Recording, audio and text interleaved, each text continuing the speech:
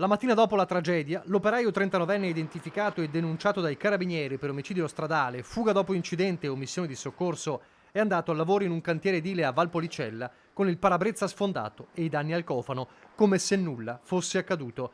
Ma a riprendere l'auto del pirata e incastrarlo sono state le telecamere di videosorveglianza. Solo qualche ora prima aveva travolto e ucciso il tredicenne Chris Obenga Bom mentre camminava a bordo strada, lasciandolo lì senza aiutarlo, accasciato a terra per almeno un'ora. E sono proprio i sanitari dell'ospedale veronese Borgo Trento a rivelare una agghiacciante verità. Chris avrebbe potuto essere salvato se fosse stato soccorso subito. In queste ore i familiari e gli amici sono andati nel posto dove il giovanissimo è stato ucciso. Il sogno del tredicenne era quello di diventare un calciatore professionista. Lo shock della comunità e della polisportiva Negrar, dove militava il ragazzino.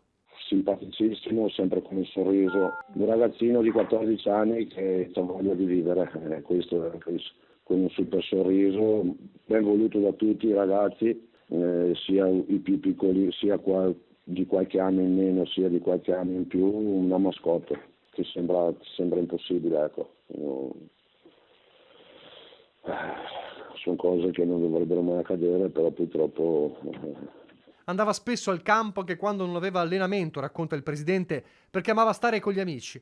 Ora la polisportiva sta pensando ad alcune iniziative per ricordarlo. Stiamo cercando di aprire, adesso siamo in contatto con la banca, di aprire un conto in favore della mamma, dei familiari, in modo per cercare, se qualcuno vuole dare un aiuto, possa essere aiutato in questo modo. I genitori, di origini ghanesi e residenti nel Veronese da una ventina d'anni, attendono il nulla osta dell'autorità giudiziaria per la restituzione della salma e poter così celebrare il funerale del figlio.